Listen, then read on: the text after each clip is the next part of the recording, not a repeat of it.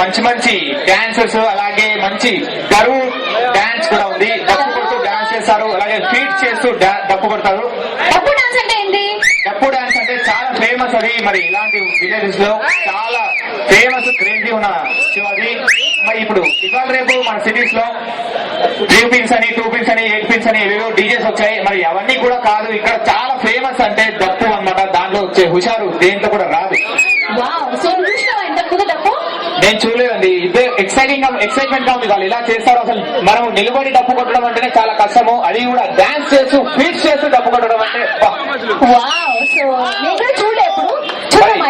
చూద్దామా? చూద్దాం. రెడీయా?